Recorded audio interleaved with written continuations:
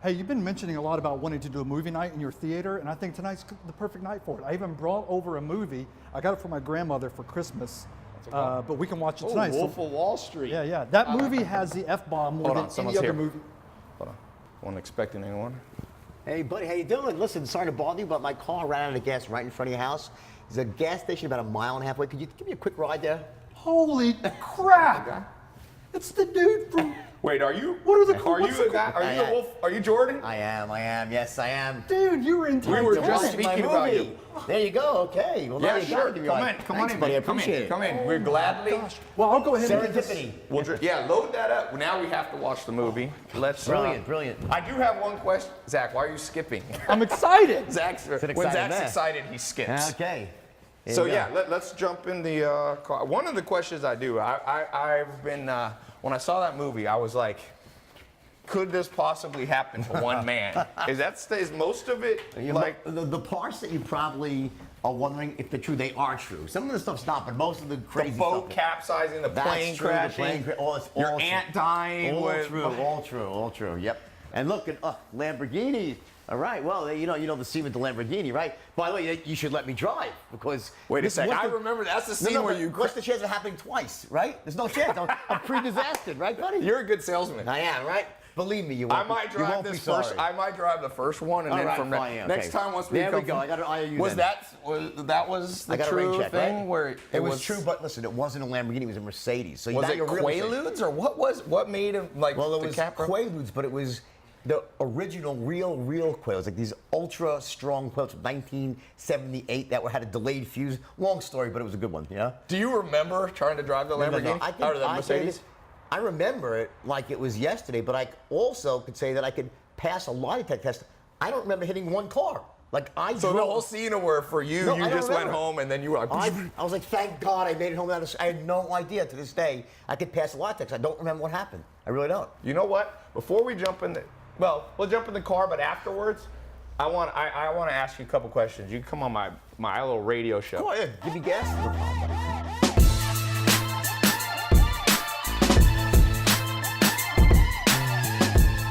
So in the movie, question for you. Did you help in terms of, were you on the set? Just at the end, because listen, the movie, watching a movie film is kind of boring. Actually, it's very slow. Right. It's like it's watching paint dry. So, but at the end, I was there, and but I worked really, really closely with Leo on the script and on the really the dialogue. Because you wrote the book. Yeah. Well, I wrote the book. Terry Winter, a great writer, wrote the script, and I went and kind of rewrote the actual boardroom scenes with all the stock stuff. But Terry was amazing. Great job he did.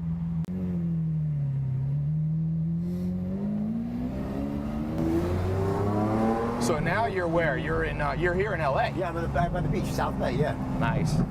You've been all over. I was reading. You lived in Australia for a while. You lived. Obviously, you're from New York. I just got invited to Iran today for 4 days. Wow. There's speeches in Iran. Yeah. You gonna take that up? Yeah, absolutely. Why not? Right. I used to say that my movie was a hit everywhere, but Iran and North Korea. Now I guess it's just North Korea. I was wrong. Nice. So what? At this point in your life, is it all excitement? Is it travel, adventure? Are you back in business? I know you've got your sales, consulting and programs. I'm fortunate that my business has been great with speaking, consulting, and but you get to a certain point. I mean, I've listened to the whole party craziness like that is a good memory. Right. But the things that make sense at 25 don't make as much sense at 55. Right. But so I look back at those days, and say, yeah, okay, I did it, But now I'm married, I got a great woman in my life, so very happy, But I'm always working on something. I always have a project I'm working on. I can't just sit still for more than a couple of days. I go nuts, right? This is it. This is good. Yeah, this car is pretty fun.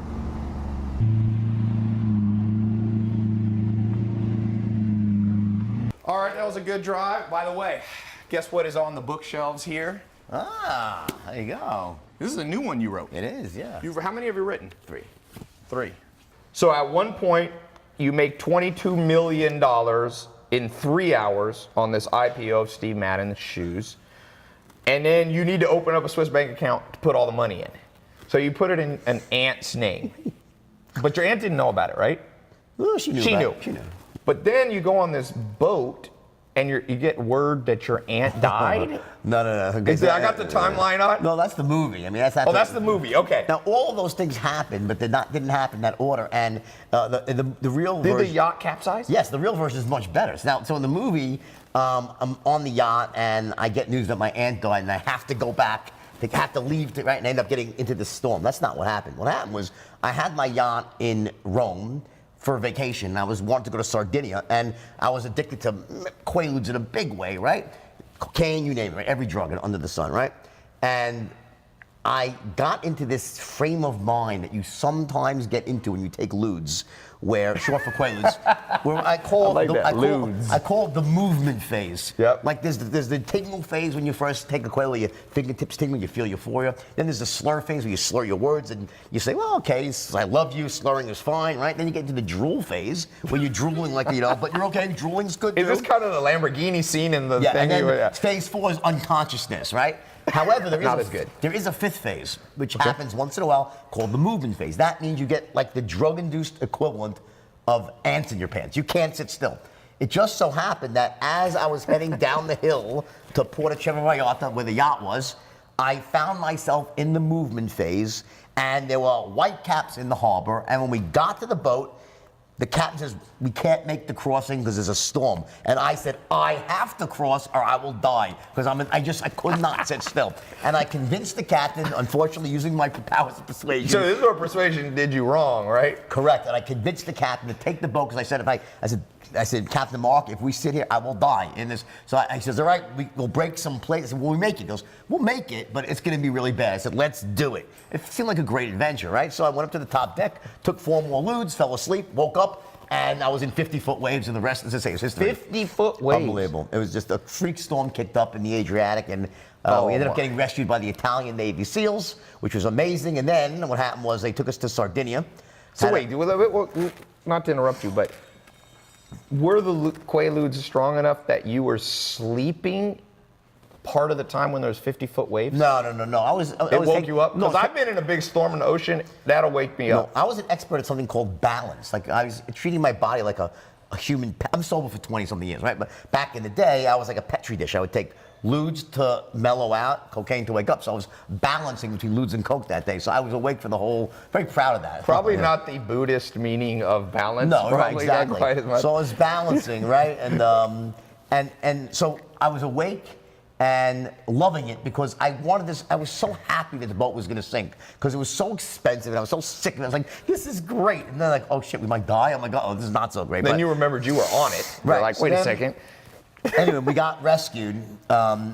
And then what happened was, so 7 days later, we all had to buy everyone new clothes because all our clothes went down with the ship, right? The only thing we rescued was the Quaaludes, thank God, when the boat was going down.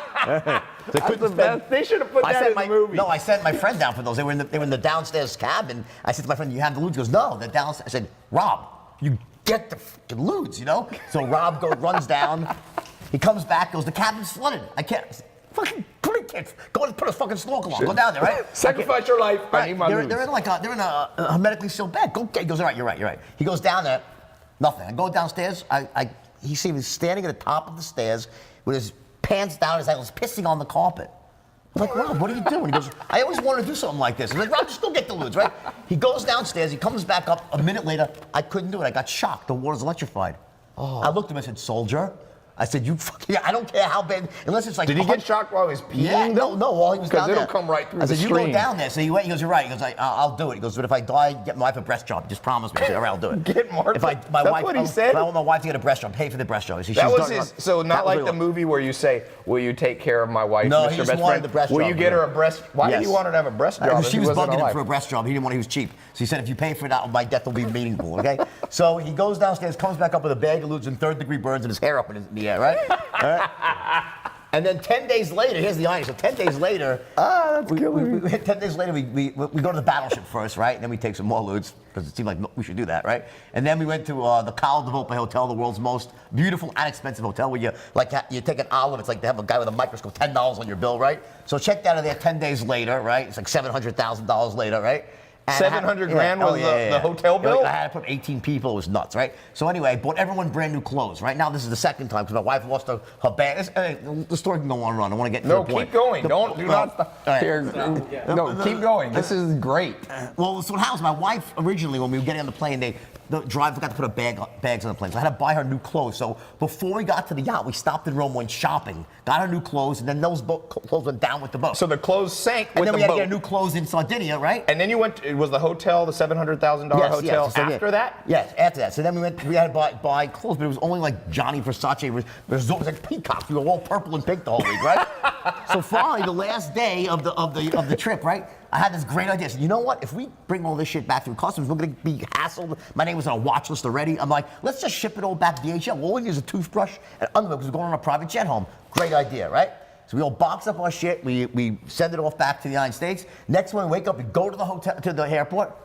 No plane. I'm like, what the fuck? No plane. Now this is back before cell phones, right? Yeah. You know, and no one spoke any English. And after about an hour, I was going crazy because I had lewds now. No reason to be away from home anymore without the lewds, right? All of a sudden, some little Sardinian midget comes scampering up to me. Literally a midget? A midget comes like goes. Didn't you guys throw midgets in the movie? That's exaggerated. We talked about throwing midgets. They threw midgets after I left. I was not involved in that, so don't hold me So responsible. anybody who's midget, do not protest. This episode. Yeah, exactly. Don't, please don't. Hey, but the point is that he says, Mr. Belfort. My wife goes, plane crash. I'm like, what? My plane crashed 10 days after the yacht sank. Okay. And like it took off at Orly Airport in France. Seagull in the engine, gone. A seagull hit your private So now I jet. lost. Yeah. So I lost the plane. We got to say this. So for a second, your yacht sunk. Then your engine got hit by a seagull. Yeah. So then pilots lived, thank God. Did right? you ever wonder if there was something in the past life that might have happened? So here's the thing. So right. Well, no, I did make some great analyzations that day. So. After that happened, we got stuck again with no clothes in Italy, and I had to get out of Italy at this point. So we took a plane to London, a commercial plane. We ended up in the wrong airport, Gatwick. But you had clothes on. The clothes we wore, Versace, right? they had purple and everything. But here's the irony, you know? Here's how crazy drug addiction is that at that time, you'd think I'd say, okay, obviously, God is telling me this. My life's out of control. There's something not right here. Right? Everything's insane. I'm doing drugs all the time. Things are happening. No. I went even crazy the next. In other words, you used it as a sign you should be partying to harder. keep going harder, right? It was a year later that I got sober finally. Wow. Yeah. So that's that's the true story about the yacht. Now, the true story of Wolf of Wall Street. You heard it here. And by the way, I heard Chance the Rapper said today he wants to hang out with Drake because Drake has an exciting life.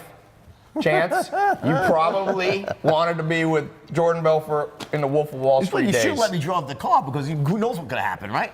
No, after I hear this story, I'm glad you did not drive the Lamborghini. Right, but you have two, so you had backups, okay? So I saw that. All right, so that's good. So anyway, but you know, here's the thing, though. I'm sober now for over 20 years, right? That's awesome. Yeah, and that was a miracle, by the way, and it was something that changed my life.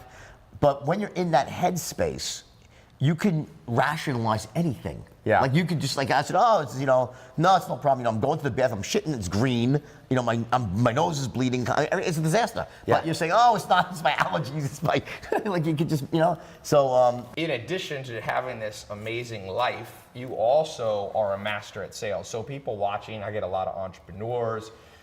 Keep in mind that pretty much everything's about persuasion. At the end of the day, I mean, you're always selling yourself, but I mean, I think that there's so many people out there that have great ideas, great concepts in their mind, but if you don't know how to verbalize that or express it to someone else, it gets locked inside of you. You can't express that value, that greatness, and you end up dying with your music on your lips. It's a really frustrating thing to go through life that way. So now this is something pretty rare. I rarely do interviews with a ton of notes, but I found your book and story so interesting that I was like, I'm gonna do extra detail. So. You did homework, basically. I did homework, but I read the book. I try to read a book a day, and this was my book of the day. Okay. So, you're a best-selling author, as people know. The book, the movie was adapted from your book. Mm-hmm. Leonardo DiCaprio plays you. It was nominated for an Academy Award for Best Picture. It's an amazing story. It also has the most uses of the F word in any movie, 569. Is that right? It's either 509 or 560. What's- Over 500 plus. Was that because you are from New York and people in New York just swear a lot? Combination of New York and Wall Street together is a deadly combination. It's like the most common word is the F-bomb, except for the word the. So it's, neck and neck. If you would have had a sailor story, that would have been, you could have combined Wall Street, New York, and sailors. So for those people, I think almost everybody's seen this movie, but you worked at first for this L.F. Rothschild, working for a guy, Mark Hanna. And you got into the whole sex, drugs, and rock and roll world of Wall Street. Why'd you leave? Well, you see, the movie is a bit inaccurate in that sense that when I was at L.F. Rothschild, I was a trainee, right? Okay. And in the movie, it depicts me, being this sort of bright-eyed, bushy-tailed, ethical guy saying, "Can't we make our clients money too?" The Right. first day, and then the next scene, I'm at a strip club snorting coke, right? That's not quite how That it sounds like happened. Zach. Yeah, right. Where are you, Zach? That de-evolution of the human spirit took about probably 2.5, 3 years. So at the time, I was, a young, idealistic kid. I wanted to make a lot of money. I was married to my first wife. She was a great lady. But then my first day as an actual stockbroker was October 19th, 1987. Oh, wow. Yep, the market crashed. Black Monday. Black Monday. And I watched in shock and awe as the market went down 509 points in a single day. And Rothschild. Were people committing suicide back then? Any brokers jumping off? Yeah, one or two jumped out. They probably would have jumped anyway. But the point is If that they were just in a it's always a jumping jumper mood. here and there around the world, right? But the point is that Wall Street basically shut down for a time. And if you're probably a bit younger than me. I think you're definitely younger than me. It was perceived back then that this would be the beginning of the next Great Depression. That it wouldn't just stop there. It would cascade into the whole economy, and it didn't. So. But imagine back how scared and it was just Yeah. the fear was incredible that day. So baptism by fire, they call it. Basically, yeah. So then you go and you ended up at this firm. It was Oak, what was it? Oak Well, Stratton or something? Oakton No, Stratton? well, I went to a firm called the Investor Center, which is a penny stock firm, right? Okay. And that was where I, it was really the first time I ever sold stock, and I became the top broker the first day. I just broke all the records. Really? And then- In the first day you My broke first all the day- records? First day, yeah. So do you think you're a born salesman? Well, yeah, for sure I am. And there are people out there who are, born closers, born salesmen, far and few between. There are some. When that really means, though, what does it mean to be a born salesman? What it means is that you're actually running a strategy automatically Yes. inside. You're doing it. You're still following a script, but it comes natural. automatically. So, but you don't realize it, but you are following a certain protocol that gets you to the same outcome every time. So that's really what a born closer is. So, for those people watching that are entrepreneurs, want to learn sales, what did you do in that first day that you basically became a top salesman? Like, we're going to talk more about your whole sales straight line formula, but first day you didn't have time to implement a whole script. What do you do that most people don't do? Is it your tonality? That's one of the things, body language, tonality, taking people through features, not just features, but benefits. Like, what do you Right. think you did that first day? Well, in fact, one of the interesting things you said, you didn't have time to put together a script. In fact, I did. Oh, you did? Oh, yeah. On day one? I took 3 hours to write one. See, I would never, this is something interesting thing happened many years later, this is relevant, is that when I was tested by some psychologists about my ability to close, they put me through a whole battery of these weird tests, and one of them was a mock sale where I had to close someone in an investment type of situation that was being filmed. Was it like sell me this pen Well, kind no, of thing? it was they handed me some information on the dairy industry, and I had to then convince someone to open up an account at a firm to manage the money for the dairy industry, right? Okay. So they handed me about 10, 12 pages of information, right?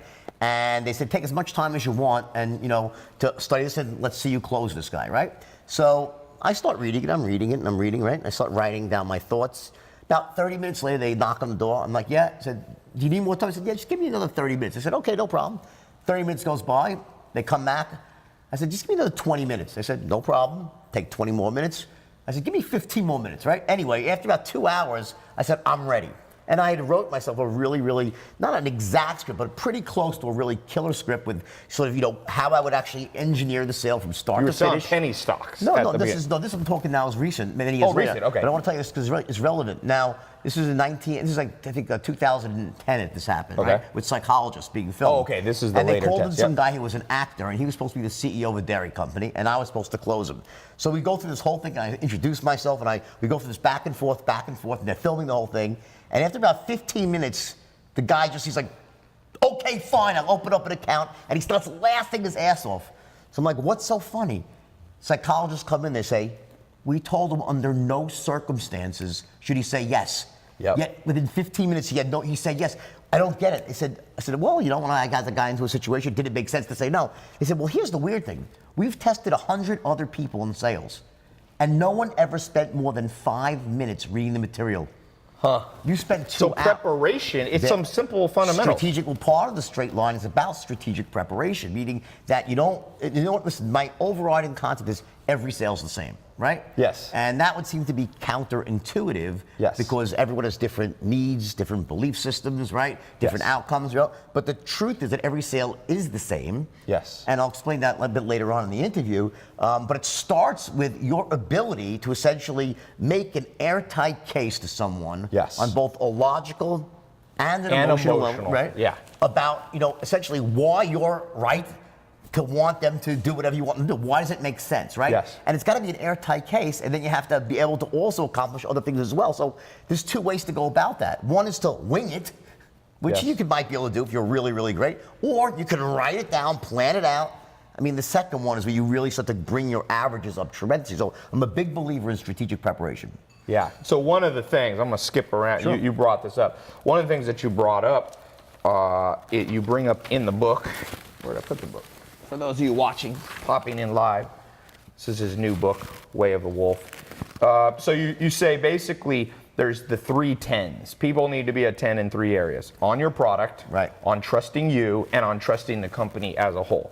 And you talk about how most salespeople don't understand. You got to bring people to a 10 certainty that it's the best product for Right, them, that right. it's the Yeah. best company, and you're the best person to sell it. Well, again, imagine a continuum of certainty, like a 1 on this side, Yeah. a 10 on this side, right? And 10 means absolute certainty, the best products in sliced bread. A 1 means they think it's the biggest piece of crap ever, right? Yeah. So obviously, you want your prospect to be at a 10 or as close to a 10 as possible when you ask for the order, right? Yeah. So most salesmen, even rookies, will intuitively know that. They'll say that makes sense, right? But what they don't realize, it's not enough. Yeah. You also have to get them trusting and connecting with you at You that as a same person, yeah. high level of certainty, right? Yep. As close to a 10 as possible, right? Versus a 1 meaning they think that you're a thief. So Nope. so sometimes they think it's a good product, but they don't like you, so they don't buy. People don't buy who they don't like or trust or Yeah. connect with, right? And the third element is the company that stands behind the product. Yes. So those 3 elements have to line up in every sale, no matter what you're selling. It doesn't matter. Tangible products. You were selling dairy. Information, ideas, So if you were concepts, going to right? sell a pen, where's a pen? I meant to bring a fancy pen. Sell me this phone. So the famous line in the movie at the end, they actually bring you in with DiCaprio, is like, sell me this pen. Now, I'm going to get to that later, what the interesting answer your business partner Right. gave you when you did it. But the idea is, this pen, they have to think is a 10. They have to like you as a sales guy, and in this case, they need to think BIC, the company, is a great company. That's your ideal kind of framework. Yeah. Basically, it is. But again, this particular exercise is really not about so much the 3 10s. It's really about what does a salesperson do when you say sell this, right? Well, the rookie salesman will say, this is the greatest pen in the world. This pen, they'll start trying to do some version of the 3 10s. Like, Yes. This is the best pen in the world. It writes upside down, never runs out of ink, best value, blah, blah, blah. So, talking a mile a minute, right? But the fact is that the only logical thing you could really say to someone before you sell them a pen is, first of all, are you in the market for a pen? Yes, qualify. What type of pens have you used in Yeah. the pen? You have to start asking questions. And this is the big Yes. mistake that salespeople make. Because by gathering intelligence in the beginning, Yes. it allows you to identify their needs, their value systems, any pain they might be feeling about, a lack of not having something, right? And just as important is that it's through asking questions Yep. and using certain tonalities, and you mentioned tonality and body language, and just as important, or even more important, how will you listen to the answers? Yeah. Do you listen like a robot without making a sound or moving a muscle? Or when someone answers you, do you say, aha, yup, yup, aha, Right. Now that essentially active listening, this is how we really get into a tight rapport when it comes to sales. Yeah. So by asking these smart questions, and again, strategic preparation, you want to plan that out before, and I want to write down what are the questions I need to ask here, right? Yep. What's the best order to ask them in? Because there's certain rules for that, right? And what tonalities do I want to use when I ask those questions? I could say, so what's your biggest problem right now? And they'll be okay, well, what's your biggest problem? And you'll hate me. Right. So there's a tonality. Yeah, you talk about that later in the book. You talk about Bill, the charisma comes from a tonality that says, 1, I care about you. 2, I understand you. Rapport, And 3, I feel your pain. Yeah, exactly. You're talking about how Bill Clinton was great at that. People felt like, oh man, this guy gets me. I read, tell me what you think of this. I read a story about research on dating. So they put basically hidden cameras on people going on first-time Tinder dates or whatever. Scary proposition. Scary proposition. But what they found was, as you would kind of expect, guys who ask dumb questions, don't pay attention to the answers, just kind of like so how many kids do you want to have? Like that, they fail. And also guys who don't have the right rhythm, right? Which you're calling rapport, sure. like who either talk too much or don't talk at all. Well, look at it this way. You know, there are certain commonalities to all human beings, right? When it comes to rapport, getting into rapport, both in a business setting and in a personal setting, but it really boils down to 2 things. Number 1, that you care. Yes. That in business, you're not just there to make a sale to earn a commission. You actually care about the person and you want to get the outcome they're looking for. That's number 1. And number 2 is that I'm just like you. And not like everything you like, I like. That's disingenuous bullshit, right? Yeah. Like, you know, you see a fish in the well, oh my God, you like the fish island. You start bullshitting it up. Yeah. That's like not, Michael Scott in The Office. That's ridiculous, like right? I'm talking about something very different. I'm talking about that you speak at the same general pace they do. Yep. That when they answer a question like, yup, got, oh, ooh, the interest that you see, yup, I get it, we're on the same page. Yeah. And it's almost below the surface, because here's the thing. Imagine, you know, you just meet a salesman, you're a prospect, right? And the salesman looks at you and says, you know, I really care about you. And you'll say, what the bullshit you care? You want to make it, the word, see, in the beginning, there's no words you can say to say, I care about you.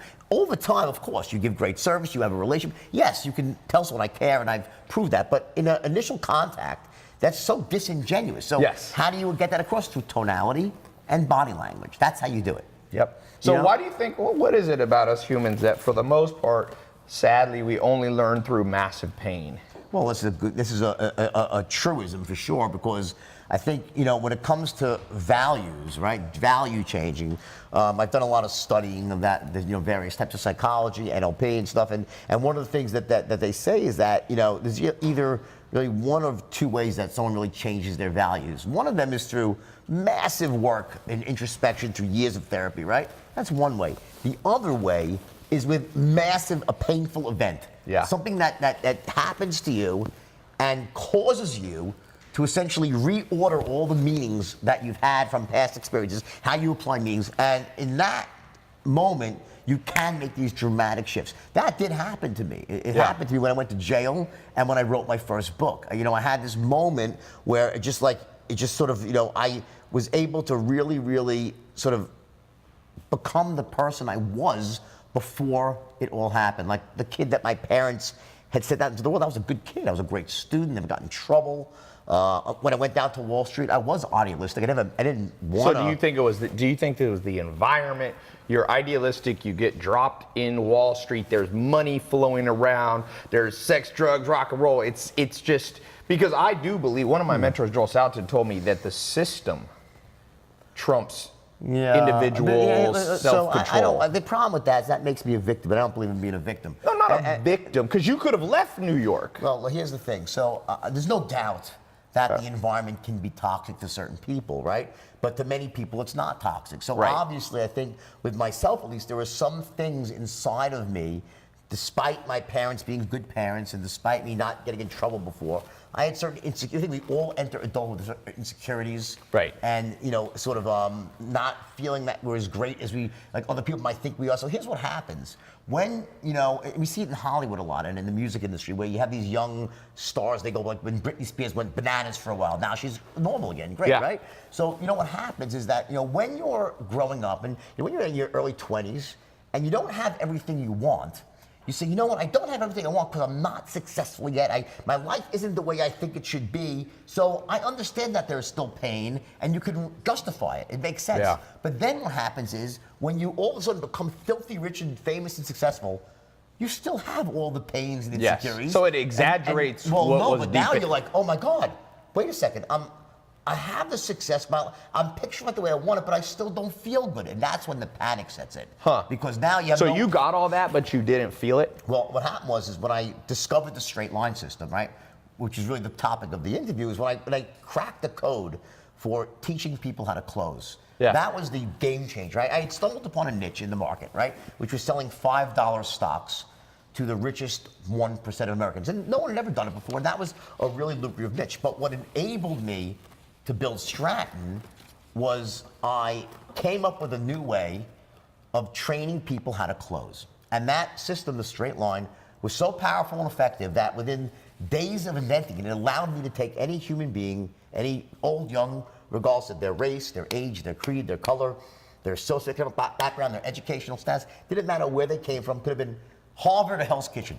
I could take them in a couple of days. Even if they weren't natural salesmen? Absolutely not. That was because you talk about it in the book, you took people in weeks and made them into the people that world-class closers, right? And the point, and to bring up that whole idea of a natural salesperson, what I essentially did was I was able to take the strategy that I was using automatically, slow it down, and put it into a step-by-step formula that could be essentially transplanted and inserted into anybody else with just a little bit of work. And to this very day, I still teach it around the world. And what it does for people, it changes people's lives because there are so many people out there that are brilliant, talented, hardworking, success-oriented. Good businesses they've launched. But they just don't have that ability to get their point across. And what happens is, look at it this way, every idea has a certain intrinsic value, right? Mm-hmm. But how someone else perceives that value is either multiplied or divided by the person who's explaining it. Yeah. So if I explain the idea, they're gonna think it's a great, if someone who's terrible at selling, they'll think it's a shitty idea. Yeah. So imagine, I said this a minute ago, all the people out there who are these brilliant, hardworking, smart people, they wanna make money, they wanna provide for their families, they want to help their parents, their communities, right? Great intentions. And they have great ideas.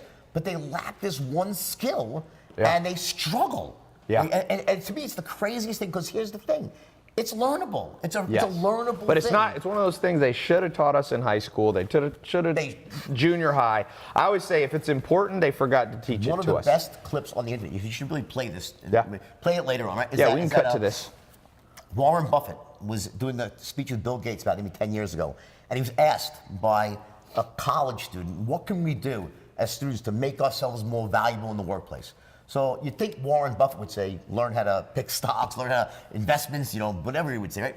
Not what he says. He says, go out and take a course in sales and communication. Yeah, he did. Dale Carnegie changed his life. There you go. And that was the point. Because he took that. He says, I took Dale Carnegie, changed without that. You know what he'd be without that course? Yeah. He'd be the richest money manager in Omaha, Nebraska that no one ever heard of. Yeah, and he met his wife that way, the love of his life. Because without the ability to influence and persuade, you can't put yourself out there into the world and be known for what you really are. Yeah. And we're going to put a link, by the way, tailopez.com/wolf.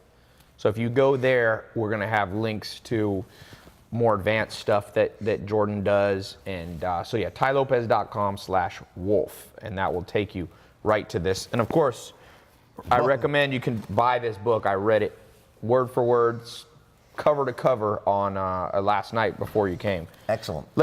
So let's go into this for a second. So in terms of, there's so much here. Let's check out all these notes. I want to get to the most important things first. We talked about. We got the drugs out of the way, which is the most. We got the entertaining stuff. We got the boat. We got the plane crash. I like this thing that you say, like human communication.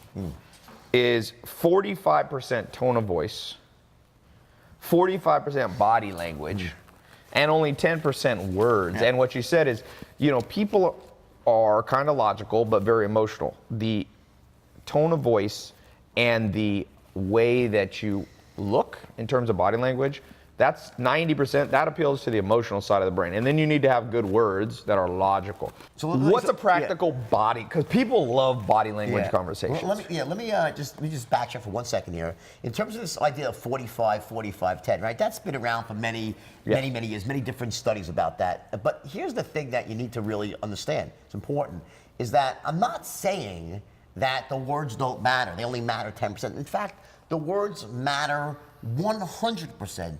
When you're speaking. Yes. But the thing is, you're communicating often without speaking. Yes. That's the point. So it's not like words don't really matter. The words matter. Because, you know, you say the wrong words, then you're perceived as an asshole, it's done, right? Yeah. So the idea that body language is so powerful, what happens is body language has a way of essentially slipping through the radar of the conscious mind and going right to the unconscious mind and creating a gut reaction. Yeah. That, you know, something just must be there. It must be good. That person must be an expert. I want to speak to that person. Or it might be bad.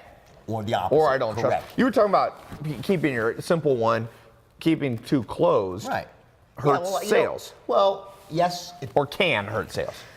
Or they could just be cold, right? So seriously, because you don't know. So the point is that no, but if you're the person doing the sales, well, I wouldn't be sitting here like this. Yeah, you probably wouldn't be here. But people do that sometimes. Yeah, that's a very aggressive. It's also an aggressive, sort of angry pose to be as a salesman. And resting bitch face. You hear that at RBF. I know. Where sometimes pretty women, you know, not pretty women. I guess men maybe do it too. It's RAF, resting asshole face. That's what guys have. Is that what it is? Yeah, resting asshole face. So RAF and rebuff. Yeah, exactly. And so where people sit there and like you see it at a club, I've seen it. And then you go up and talk to the person, and they're like, terrible affliction, resting bitch face for a girl. Because imagine a girl, right? And she's sitting there, and she's sweet as sugar. She like just has great things to tell you. And you look at her, she goes, that girl must hate my gut. Look how angry. Yeah. It's a very terrible thing. So, by the way, here's the thing.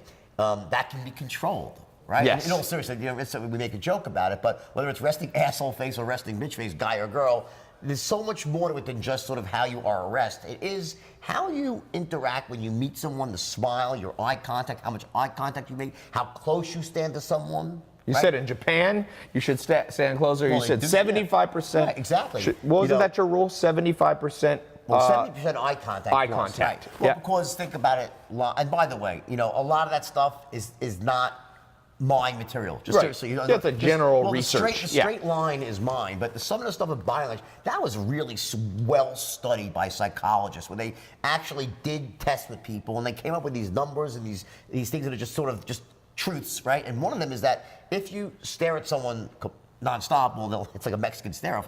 Like, what is wrong with this person, right? And you feel that you say to yourself, what's wrong with this person? Versus if someone doesn't make eye contact with you, right? Now, I remember, I'll give you an example. My son, Carter, right? He had a friend going up this kid. I won't mention his name, Lucas. But the point is, no. We won't mention Lucas's name. But Lucas was a nice kid, right? But Lucas would never make eye contact. He'd come into me, he's like 10 years old. Hi, Mr. I'm like, hi, Lucas. I'm like, I want to trick that. I'm like, he'd look away. And then we never.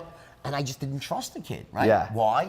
Just because of no reason. He could have just been shy. He's a nice kid. I'm sure he got pretty glad of it. But the point is, this ability to come off in a way that someone says, you know what, in sales, get to sales, what you really are trying to accomplish is that when the person makes that first instant perception about you, they should be thinking that, number one, you're a person worth listening to. Yep. And why? Because this person can help me achieve my goals. Yes. Now, if you want to get down to what are the three things that really go into that, well, here's what they are. Number one, you need to be perceived as being sharp, sharp as a tack. And then you said enthusiastic. Enthusiastic as hell. Now, I'm not talking about enthusiasm. It's something not that. I'm talking about bottled enthusiasm. Right. It's below the surface. It could be whispering, but there's a power in your voice, an excitement, and people just, it must be good, right? And the third element, which is the most important of all, is an expert in your field. An expert, Because you call this there's a chapter on the 4 seconds. Right, you got 4 seconds to convey that. I said that in 1988. It turned out I was wrong. Okay? I was wrong. Harvard did a study in, I think, 2013 or 14, and it turned out it was 5 seconds. So I'm sorry. So that was your guess, 4 or 5. I guessed it was 5. And here's what else Harvard said. here's the crazy part.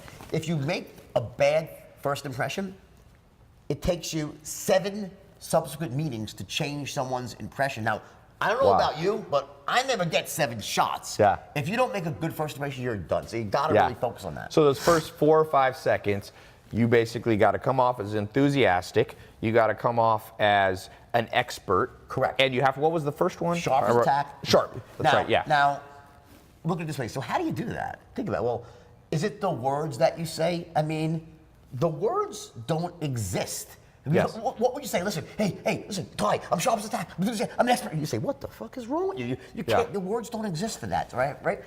So how do you get it across? Through your tonality and your body language. There are certain ways that experts sound, not the word, they sound, they dress a certain way, they carry themselves a certain way, and we know that as human beings because we've been conditioned since we were kids to recognize, because we were told, respect your elders. Look, when you went to the doctor, he was an expert. He had a stethoscope, he had diplomas on the wall, he wore a white. We've been conditioned to this. So now think about logic. What happens when you're in the presence of an expert? What do? You defer. Yeah. You let them control the flow of the conversation. They will ask you questions, and you will give them forthright answers. They've earned the right.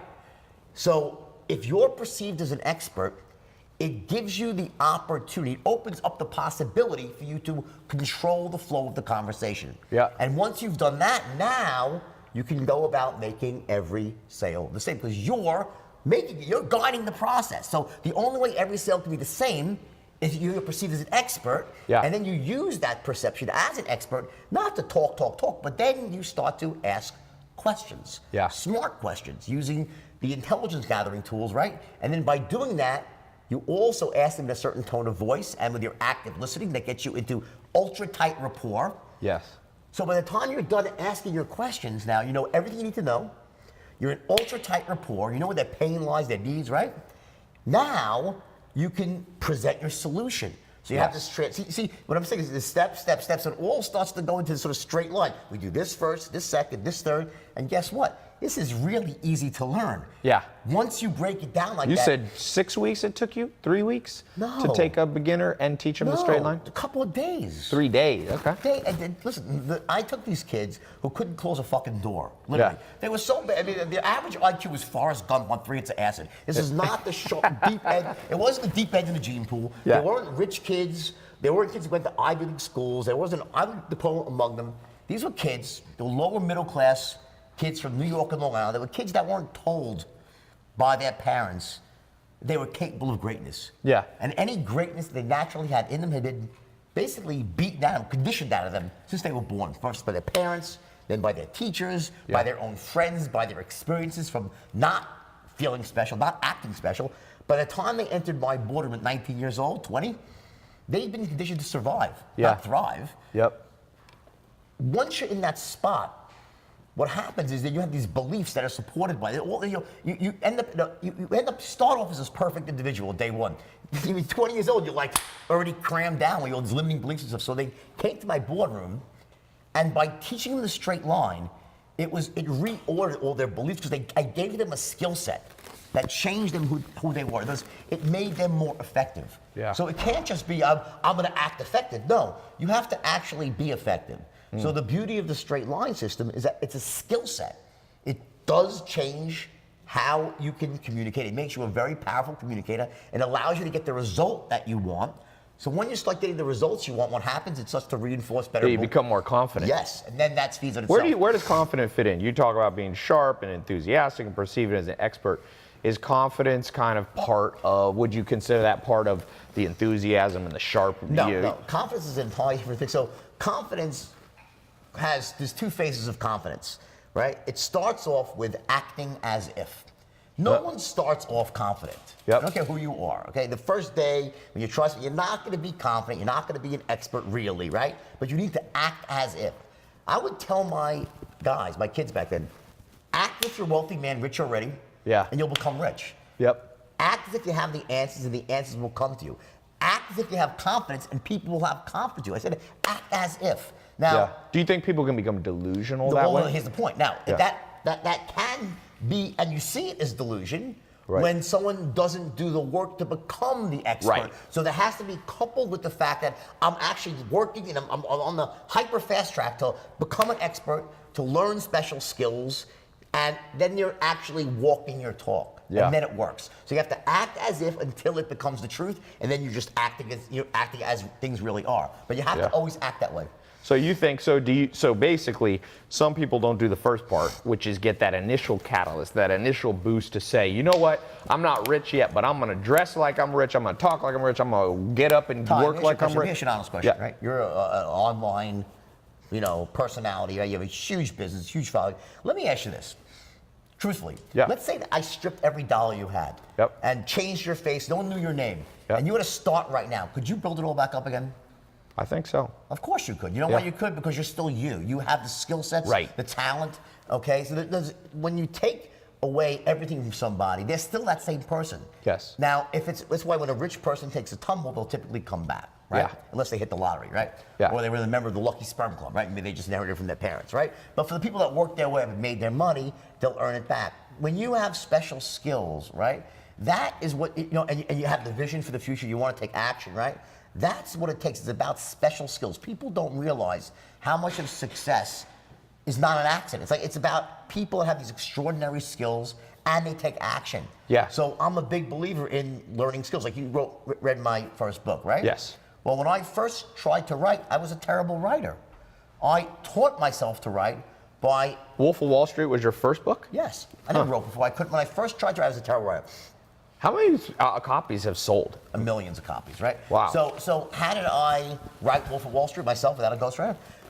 I picked up a book called Bonfire of the Vanities and started reading it. Tom Wolfe, I'm sure you've read it, right? Yeah. And as soon as I started reading it, I'm like, oh my God, this guy's the best writer in the world. I want to write like that. And I used his book like a textbook. I took out my highlighter and I broke down his strategy for writing, and I practiced before I wrote the book. I said, let me first teach myself the skill to write like Tom Wolfe.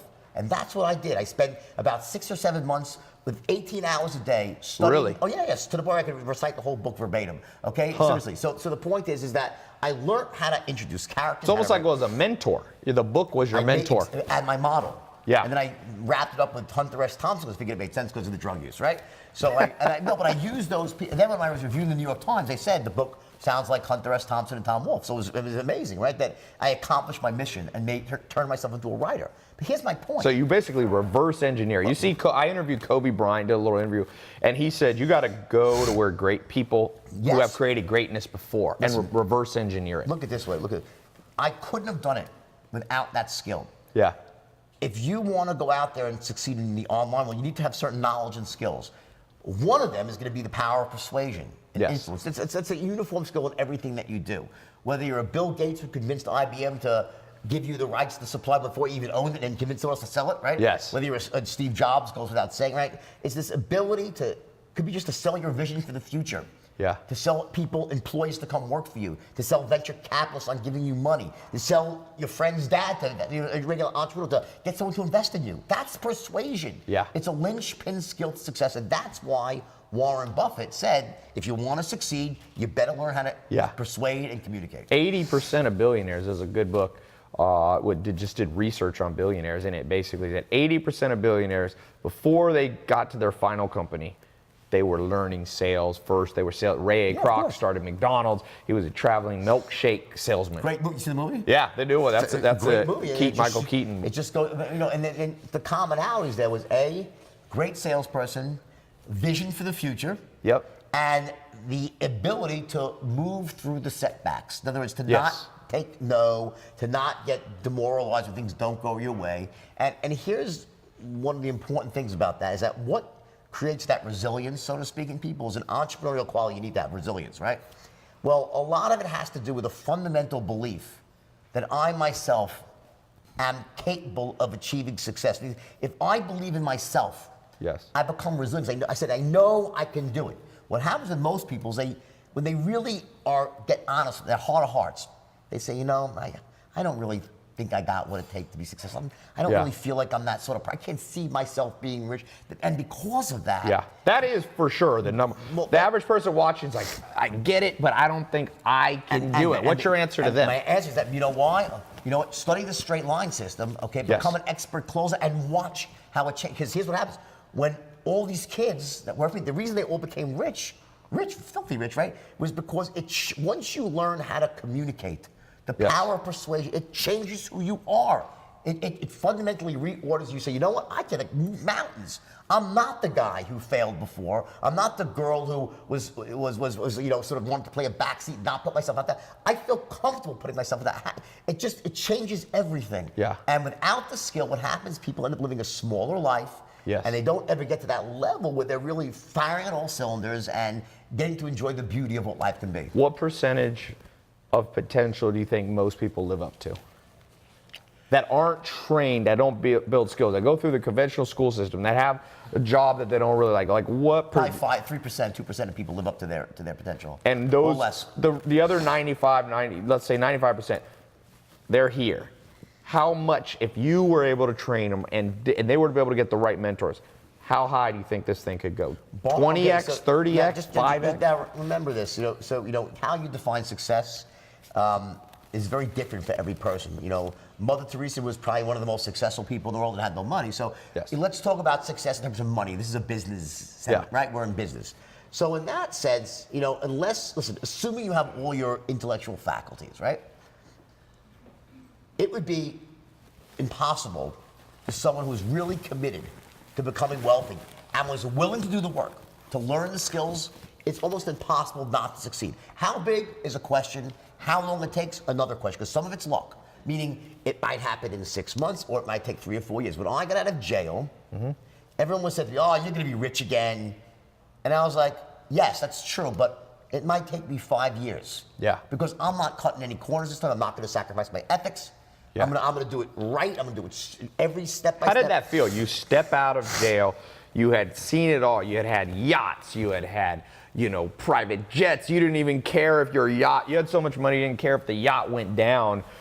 How does it feel because a lot of people watching, you have to start over. So you walk out of jail. What's the feeling emotionally? Are you a little scared, completely confident? What's the state of mind? I think that, the idea of fear, to say that when I met my wife, who's now the love of my life and the best thing that ever happened, seriously, she, changed my life in so many ways. She's here today. She's here also. She's awesome. And I'm not just saying that because she's here, it's the truth. And one of the things she said to me when she first met me, she was like, can't believe you're like fearless. And I said, no, I'm scared shit. I'm just not letting it stop me. So there's a big difference. So I think smart people are scared. So you had some fear. Okay, everyone has fear. Yeah. Okay, that's what courage is all about. Moving past. Without fear, there's no courage. Okay. Yeah. In other words, of course I was scared. Of course I felt terrible. What was your biggest fear? My biggest fear is not being able to provide for my family, my children, and my wife. I love my children, my wife. I mean, in other words, I want to be able to provide for people I love. That's my to not provide for the people I love and not be able to take care of them is the worst thing that could ever happen to me. Yeah. In my life, okay? And everyone's different. See, that's my thing. Yeah. And knowing that is powerful. So once you know that, that is part of your why. And once you have your why, you can do a lot of. Yeah, I always say most people don't know what motivates them. Yeah, that's my why. So so in your darkest time, coming out of the darkest time, you said, I'm afraid, but I'm more afraid of not taking care of my family. My darkest time was when I was in jail, at night, in my bunk, alone with my thoughts, no money, broke, discredited, embarrassed, lost everything, right? And and people say, how'd you learn how to write, come out of jail? And I said, you know how I did it? When I closed my eyes at night, I'd see the faces of my 2 children. And I said, I have to make it right for them. I have to come back from this.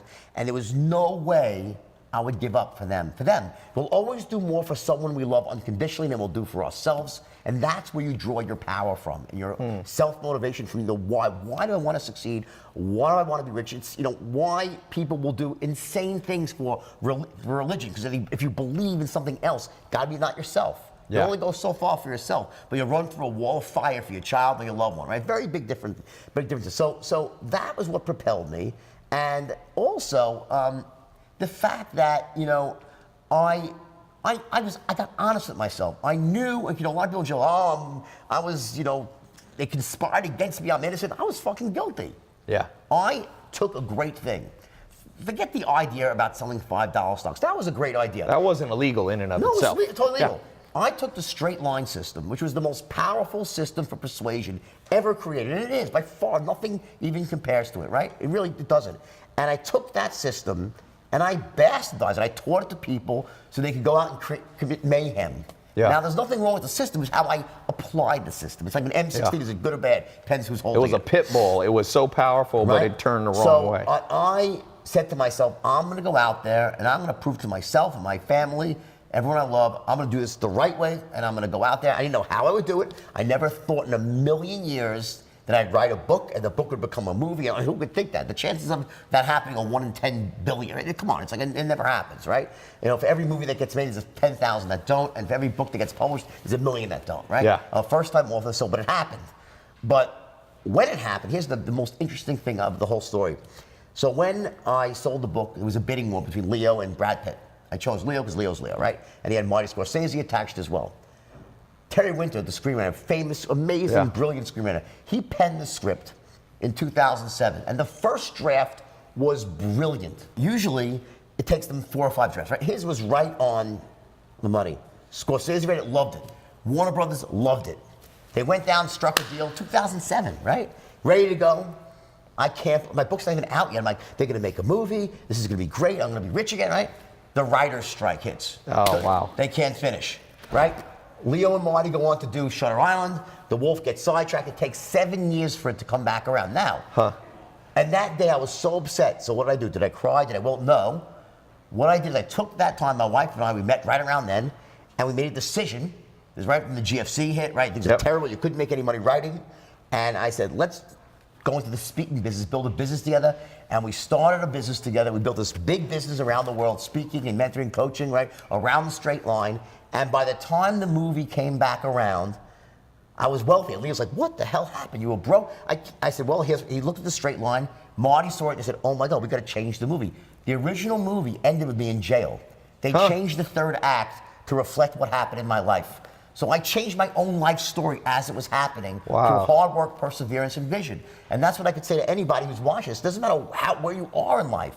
If you're willing to put one foot in front of the other, but you gotta have the skills. Yes. It doesn't happen without the skills. Yes. Whether it's writing a book, whether anything you do, there's always gonna be a certain set of skills you need to be really high level at to get what you want, the outcome you want. One of them is always going to be persuasion. Yeah. So study the straight line. It works. It teaches anything. Yeah.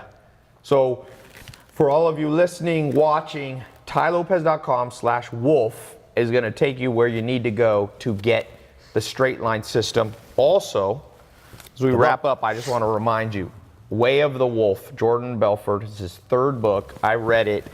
We need 8 hours to go through this. I'm actually going to we're going to record a little special module off air here on for those of you who are in some of my programs too, because I want to talk on this objections thing real fast. That's, by the way, one of the best aspects of the straight line. Yes, how to overcome, because that's, you go to sell something and people go, I'll buy it later, or I don't have enough money, or, you know. Well, let me think about it, let me call you back, bad time of year, it's Groundhog's Day, it's Christmas, fucking, leap year, right? There's always a reason why. And the thing is that what trips up most salespeople is that they don't really understand what objections are. Right. People say, there's stalls. Okay, fair enough, right? The smoke screens. Well, for what? What is it really a stall? Here's the truth, what objections really are. Objections are smoke screens for uncertainty. Yes. When someone, remember those 310s? Yep. They must love the product. Yep. They must trust and connect with you, and they must trust and connect with the company. Well, guess what? When you ask for the order for the first time, let's say they don't really trust you. Yep. What do they say? Sorry, Ty, I don't trust you. That's very rude. They'll say, hey, sounds good, Ty, let me think about it. Yes. See, they don't tell it. It would be nice, it would be a great world if your prospect said, listen, Ty, I don't trust you. I don't distrust you, I'm like in the middle with you. Your product seems good, but I'm like a 7 on the certainty scale. And the company, I'm at a 4. So make me more certain. Right. People aren't even that logical. They're just going from the gut. They don't realize it. It's all bubbling below the surface, and they want to be, so it's a circuit breaker to say, you know what? It's a polite way. Let me just say, let me end this call now. Say, it sounds good, Ty, let me think about it. Yeah. Now the salesman, the novice will say, oh, I better be nice now because this way I can get a call back and hopefully close them later on. When the fact is, they're just not certain. So how do you handle objections? Well, first of all, wait, I want you to hold this because we're going to record we're going to stop the live camera. All of you who want to hear this, go to tailopez.com/wolf. We're going to have the links to get the straight line system, to get the video we're going to do a little module on objections, and it will have a link to Jordan Belfort's book. So this public interview, I know you got a lot of value. But I want to give you guys people special on the straight line system. We'll give them a big discount. Yeah, we'll put a discount link on tailopez.com/wolf. But I'm gonna tell you, this is one of my favorite interviews. Me too. This was good.